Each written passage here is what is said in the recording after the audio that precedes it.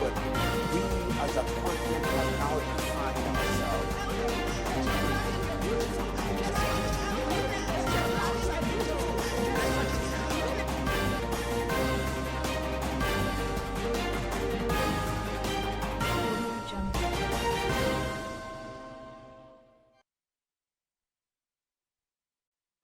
In the news, Miyetti chairman kidnapped in Kogi.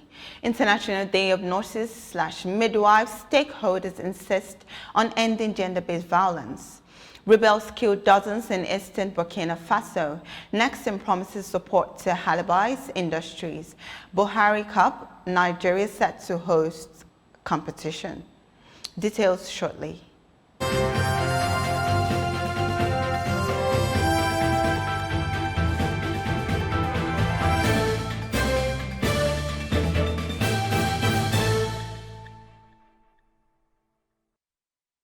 This is TOS Television, your digital first Pan-African news network. I am Ruwa Panao and this is TOS News 360.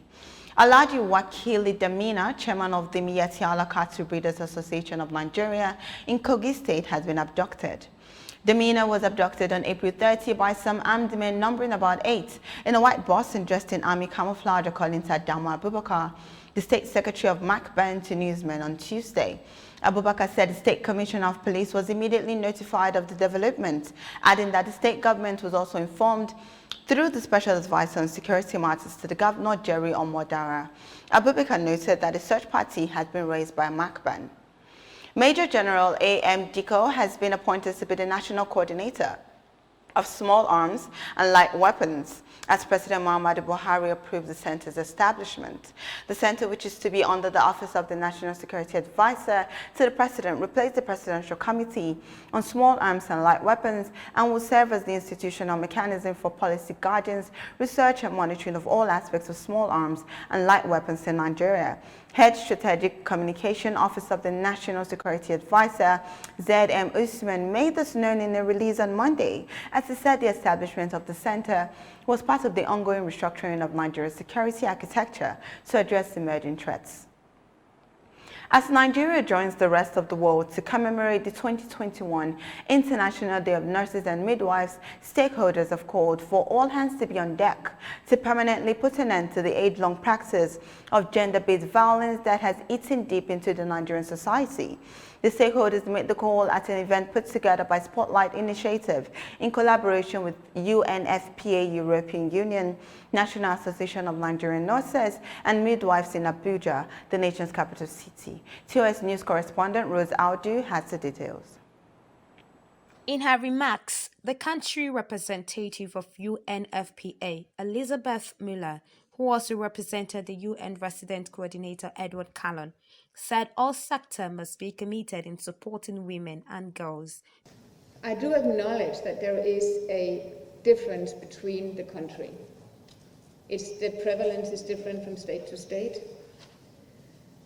But gender-based violence never disappears, no matter where we look in this country. Sadly, it's also global. But no matter where we are, and we are in Nigeria, we have an obligation to end it and to change the development. Others who made similar calls at ending the gender-based violence and promoting equality in the society were Irene Obogu, Executive Director, Disability Rights Advocacy Center, the Minister of Women Affairs, Pauline Talen, Minister of Health, Osage Ihanire, UN Deputy Secretary General Amina Mohammed, FIDA President Ruda Teden, Deborah Yusufu Chairman, NAN, Mujima Controller, and more. I wonder if people think that persons with disabilities do not suffer violence. I would like to let us know that persons with disabilities suffer extreme forms of violence. Women and girls with disabilities suffer 3 times more violence than those without disabilities because of that intersection between their gender and their disability. And I would even go as far as saying, and even the intersection of poverty, because most persons with disabilities are amongst the poorest of the poor. On this day, we want to also highlight the right of nurse and also the midwife to practice in a safe and enabling environment. We are aware of the horrific incidences in Nigeria where nurses and midwives have been kidnapped and even killed on their way to work or in their workplaces. The EU-UN Spotlight Initiative is a key flagship initiative combining the determination of Nigerian authorities, the UN and the EU working together with civil society, communities and Nigerians themselves to end all forms of violence against women and girls. We're working with the partners that have the resources to ensure that we tap into resources so that we're able to do more. But what the NAPTIP Rapid Response Squad do is that we have the call centers and then we have the head of operations and the tactical team. The stakeholders believe that if all hands are on deck with everyone doing the needful, it will go a long way in halting the heinous crime against women and children in the society. Rose Audu, reporting for TOS News. The Ebonyi State Government, in a joint press statement on Tuesday, directed the closure of all illegal and private motor parks not expressly approved by the Ministry of Capital City Development. This is in a bid to regulate the movement of arms and ammunition and other criminal elements within and out of the Abakaliki metropolis, and to also avert further security breaches in the state. The government further directed that all loading and unloading of vehicles within the state capital should only take place in approved public and private motor parks. The statement further stated that motorists and travelers are advised to adhere strictly to the directive, as anyone found contravening the order will be treated as a security threat and will be prosecuted accordingly. The family of Iniobong Umoren, 26, reportedly murdered while job hunting at the weekend, has called on the Akwa Ibom government to ensure that the perpetrator faces the law and there is a speedy dispensation of justice. The deceased elder brother, Ukeme Umoren, appealed to the government, said that the perpetrators being brought to book could be the only succor to the family. The appeal by the deceased elder brother was made when the governor, Udom Emmanuel, represented by Dr. Emmanuel Ekuem, paid a visit to the family. This is your digital first Pan-African News Network, TOS Television, and you are watching News 360. More stories around Africa after the break.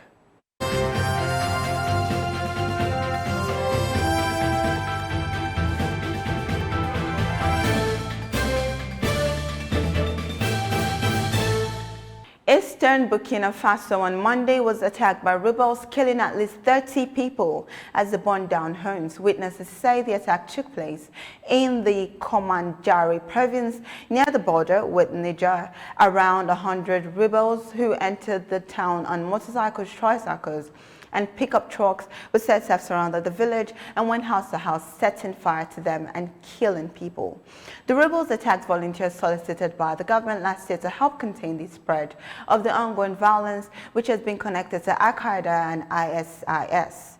Libya's foreign minister has called for the withdrawal of foreign troops from the country in preparation of its elections later this year. Nadia Al-Mankush, made this call on Monday during a news conference with her Turkish colleague Mevlut Cavusoglu in Tripoli. She urged Turkey to implement UN Security Council resolutions demanding the return of more than 20,000 foreign troops and mercenaries from Libya. The Congolese government announced on Monday that it will replace civilian authorities with military administrations in 2 troubled provinces for a month. In a statement read on the state broadcaster, government spokesman Kasongo Mwena Yamba said governors and provincial assemblies in North Kivu and Ituri provinces will be suspended for 1 month, beginning from Thursday. This comes after a state of siege was declared last Friday to address the increasing bloodshed in the east. He said the government will install military governors and police vice governors with wide-ranging powers to conduct day and night searches. They will also have the power to ban publications and the movement of people. Egypt has signed an agreement to purchase 30 Rafale fighter jets from France. Egypt's Armed Forces spokesman Tamar al-Rafai made the announcement early Tuesday. On Twitter, Mr. al-Rafai said the signed agreement between the Egyptian Armed Forces and France's Dassault Aviation SA was made through a financing loan to be repaid over at least 10 years, but did not reveal the value of the deal. He also mentioned that a similar agreement on the purchase of 24 Rafale fighter jets was made between Cairo and Paris in 2015. Reports said the deal was worth $4.52 billion. A ward at Modimolis FH Odendal's hospital in Popo, South Africa, caught fire on Tuesday morning and killed 2 people. A brief statement released by the department stated that other parties were rescued, but unfortunately 2 died. It also said a team of experts has been dispatched to investigate the circumstances surrounding the cause of the fire. This is your digital first Pan-African News Network, TOS Television, and you are watching News 360. More stories on the international scene after the break.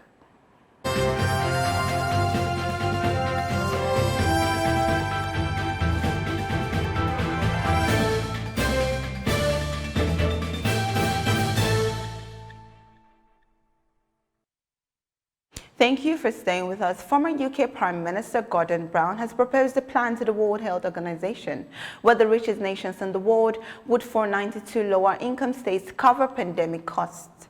He explained that over the next 2 years, about $60 billion had to be raised for research, production, vaccines, as well as distribution to lower-income countries, amongst others, using a formula that takes into account national income, current wealth, and benefits from the resumption of trade.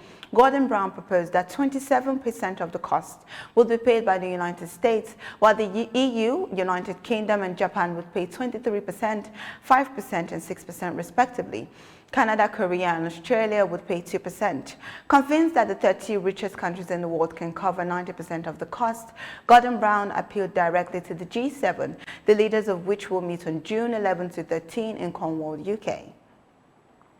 Pertaining to the mediation efforts regarding the Grand Ethiopian Renaissance Dam, the president of Eritrea, Isaias Afwerki, made a visit to Sudan on Tuesday. The president arrived in Khartoum on a 2-day official visit, and plans are in place for bilateral discussions with the head of the Sovereign Council, Abdel Fattah al-Burhan, on ways to ensure support and cooperation, as well as building a concrete relationship between both countries. Reports have it that President Afwerki would discuss with senior Sudanese officials about a new mediation on the GERD. Countries have had different stances on the dam, with Ethiopia needing it for electricity, while Egypt and Sudan are afraid the dam would affect their historical water rights. In order to strengthen diplomatic ties, Japan has begun providing the Philippine military with life-saving equipment. According to the Japanese Defense Ministry, the deal includes delivery of disaster relief supplies, and Japan's Ground Self-Defense Force will send personnel to help train units of the Philippine military. This move made by Japan was brought about under official development assistance to support foreign armed forces in non-combat operations such as disaster relief, and this is the first time Tokyo has made such an offer. Earlier today, Israeli security forces apprehended some Palestinian suspects connected to a drive-by shooting on Sunday that left 3 Israelis wounded. The vehicle, which was located on Monday in the village of Akraba in Samaria, was also confiscated, and Israeli security forces are suspecting that the vehicle belongs to a Hamas member who lives in the village. Reports have it that clashes broke out with local Palestinians when Israeli forces arrived at Akraba to secure the vehicle, which was then set alight. The Israeli Defense Force is keen on protecting its citizens against terrorism and have reinforced troops in the area. Managing Director, Nigerian Export-Import Bank, Nexim, Mr. Abba Bello, has assured financial advocacy, which is said will lead to funding of support to Halibe's Industries Limited. This is said is to move up global value chain. The Nexim boss gave the assurance after a facility tour of the company. He pointed out that the financial of the Nigerian export craves to see upward movements of the global value chain. This is your digital first Pan-African News Network, TOS Television, and you're watching News 360. More stories after the break.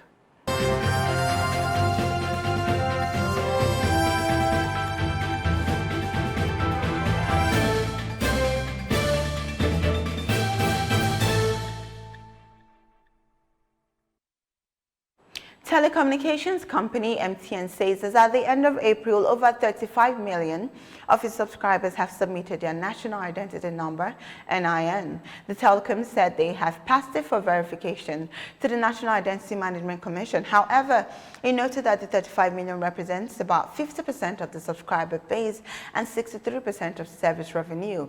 It also stated that it was giving support to the federal government with NIN enrollment program, as the telecom has made 182 points of enrollment active across the country. Reports have it that unemployment and prices of food have continued to rise amid efforts made by the Central Bank of Nigeria to grow employment and raise food sustainability. Part of the effort of the CBN on employment was an increase in loan-to-deposit benchmark to 65.0%. Share of total loans went up to 15.7% from 15.3%. Agriculture went up to 5.2% from 4.5%, and construction went up to 4.7% from 4.2%. Nollywood filmmaker and director Niyi Akomolayan has described classism as one of the challenging issues in the Nigerian film industry. In his recent tweet, he said classism is a big problem in New Nollywood, but I won't start that discussion today. The tweet led to comments from other filmmakers like Isioma Osaje and Naz Onuzo, where they both confirmed that the industry struggles with an elitist culture where certain opportunities are available to a certain class. Onuzo tweeted, "There's classism and there's privilege. Both are combining in a not great way, but because of the steep requirements to break in. I say this as a beneficiary of both. Figuring out how to democratize access is a problem with no obvious solutions."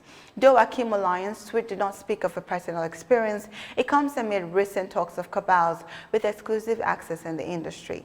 Niyi Akomolayan is a Nigerian filmmaker and the director of The Prophetess, a movie which is currently all over the cinemas across Nigeria. Nollywood star and actress Kemi Lala Akindoju is set to produce her first feature film. Akindoju confirmed the exciting news via Twitter on Tuesday. The actress did not share more details on the forthcoming project. Prior to her announcement, the actress, who recently welcomed the son with husband Chef Freggs, has worked on several projects as casting director and producer. This is still your digital first Pan-African News Network, TOS Television, and you're still watching News 360. More stories and sports after the break.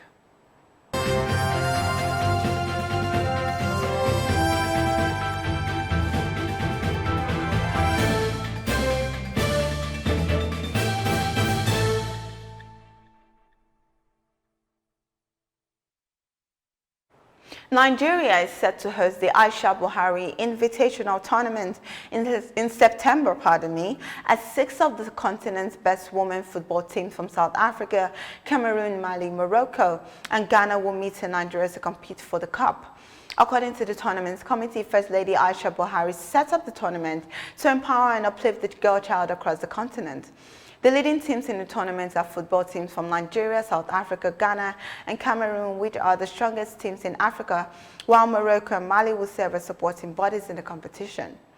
With 86 days until the 2020 Tokyo Olympics, the Honorable Minister of Youth and Sports Development, Sunday Dare, has inaugurated the Caretaker Committee of National Olympic Sports Federations in Abuja, Nigeria's capital city. Merciful Ajinomo has the details.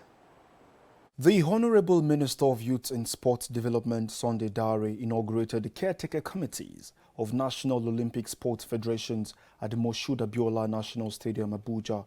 In his remarks, he stressed that setting up the committees is necessary at this time because all hands need to be on deck to ensure preparations for the Tokyo Olympics, which is less than 90 days away.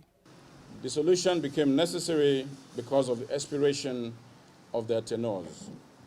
It is also important because the Tokyo Olympics, which is less than 90 days away, and which not only requires that all hands are on deck, but also because continuity is necessary to ensure preparations for the Games are not hampered in any way. The caretaker committees are thus specially selected to reflect our aspirations towards podium appearances at the Tokyo Olympics. According to the minister, the expectations from Nigerians is that Nigeria upscales the performance of 1996 Olympics, adding that it is not the time to play politics, but rather a time to place Nigeria as winners of medals in Tokyo, Japan. I believe what Nigerians want is for us to better our performance in 1996, and they should support whatever decisions we take that are aimed or geared towards achieving the benchmark of 1996 or even surpass it. My message, therefore, this morning to the caretaker committee is simple. This is not the time to play politics, but the time towards putting Nigeria among the medals winner in Tokyo, Japan. Also speaking at the event, Permanent Secretary at the Ministry of Youth and Sport Development, Engineer Nebiolisa Anako, in his welcome address, commended the efforts of some federations which have been dissolved and itemized some issues a few federations faced. The previous boards, as we're all aware, the boards were dissolved last week, and I must say that many of the federations and their boards, they did very, very well during the year under consideration, the 4-year period. With only very few exceptions. Of course, the Athletic Federation of Nigeria, some minor elements in the board decided to do their own thing and even jeopardize the national interests of our athletics. But thankfully, that has been sorted out. The World Athletics and the African CAA, African Athletics, they were here and they looked into the matter and a consensus were reached, recognizing the existing board of the AFN. And as such, the issues affecting our athletics in the Olympics are largely resolved, as competitions have been arranged in the US where they will qualify for the Olympics.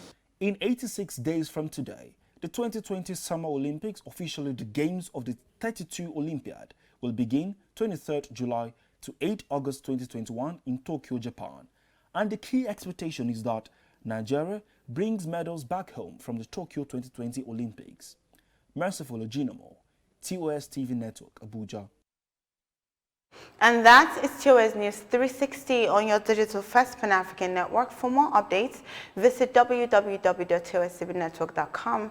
Do follow and like TOS Television Network on Facebook, Twitter, and Instagram. And remember to subscribe on YouTube. Do stay with us and enjoy more programs on TOS Television Network. I am Ruwa Panawa, and thanks for watching.